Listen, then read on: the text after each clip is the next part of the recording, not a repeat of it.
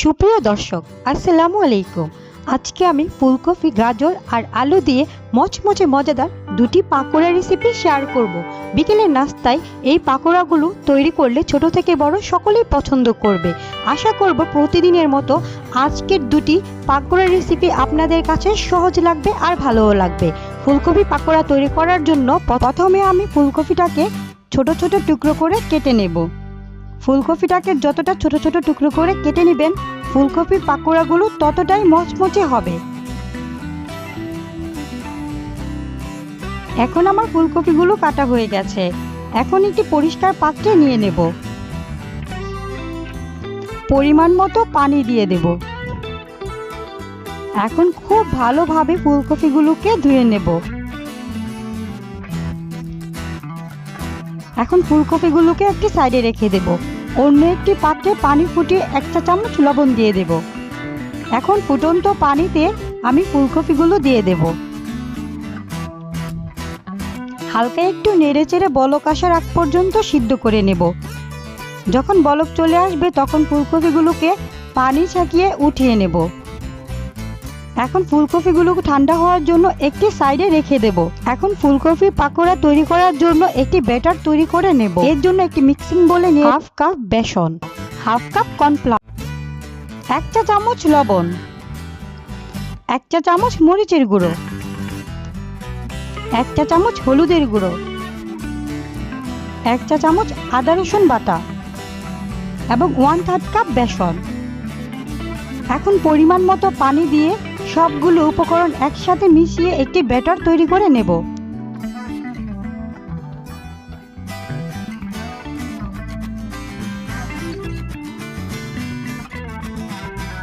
অল্প অল্প পানি দিয়ে ব্যাটারটি তৈরি করে নেব।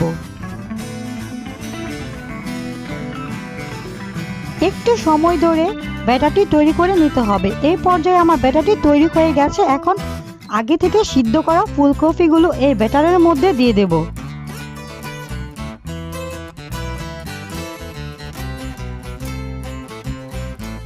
ফুলকপিগুলো যেহেতু সিদ্ধ করা, তাই অল্প অল্প করে ফুলকপির গায়ের মধ্যে ব্যাটার লাগিয়ে নেব।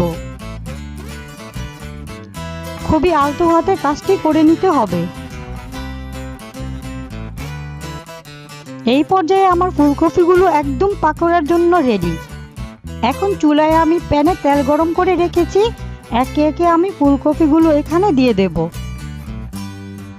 2-1 মিনিট ভাজার পর আমি ফুলকপিগুলোকে উল্টে দেব। ফুলকপিগুলো যেহেতু সিদ্ধ করা, তার জন্য ভাজার বেশিটা সময় লাগবে না। অল্প সময়ের মধ্যে এই পাকোড়াগুলো তৈরি হয়ে যাবে। নেড়ে চেড়ে আরও 2-1 মিনিট ভেজে নেব। এই পর্যায়ে ভাজা শেষ। তেল ঝরিয়ে ফুলকপির পাকোড়াগুলো উঠিয়ে নেব। এইভাবে খুব সহজে আপনারা বাড়িতে মচমচে ফুলকপির পাকোড়া তৈরি করে নিতে পারেন। খেতে অসম্ভব মজার। বিকেলে চায়ের আড্ডায় খুবই জমে যাবে। আশা করব প্রতিদিনের মতো আমার আজকের রেসিপি আপনাদের কাছে ভালো লেগেছে আর সহজ লেগেছে। রেসিপি ভালো লেগে থাকলে প্লিজ আমার চ্যানেলটি সাবস্ক্রাইব করে রাখবেন। আজকে এই পর্যন্তই। সবাই ভালো থাকবেন। আল্লাহ হাফেজ। গাজর আলুর পাকোড়া তৈরি করার জন্য প্রথমে আমি গাজর আর আলুকে কুচি কুচি করে কেটে নিয়েছি।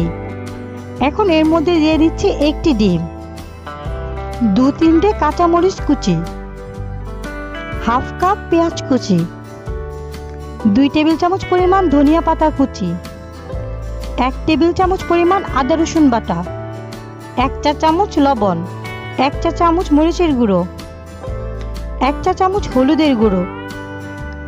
এখন হাত দিয়ে উপকরণগুলো খুব ভালোভাবে মিশিয়ে নেব।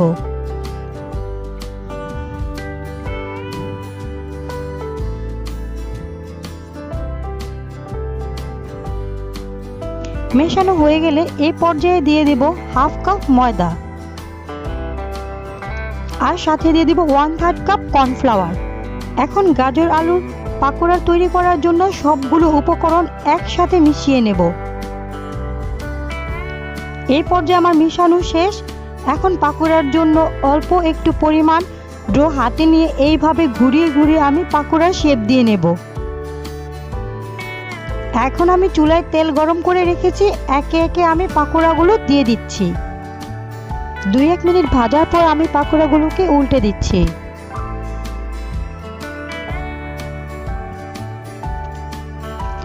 উল্টে পাল্টে আমি পাকোড়াগুলোকে আরও 2 থেকে 3 মিনিট ভেজে নেব।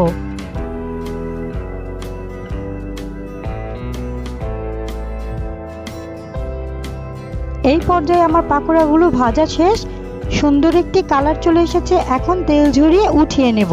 এভাবে আমি সবগুলো পাকোড়া তৈরি করে নেব। এভাবে আপনারা খুব সহজে মাত্র 10 মিনিটে গাজর আলুর মচমচে পাকোড়া তৈরি করে নিতে পারেন। আশা করব প্রতিদিনের মতো আমার আজকের রেসিপি আপনাদের কাছে ভালো লেগেছে আর সহজ লেগেছে। রেসিপি ভালো লেগে থাকলে প্লিজ আমার চ্যানেলটি সাবস্ক্রাইব করে রাখবেন। আল্লাহ হাফেজ।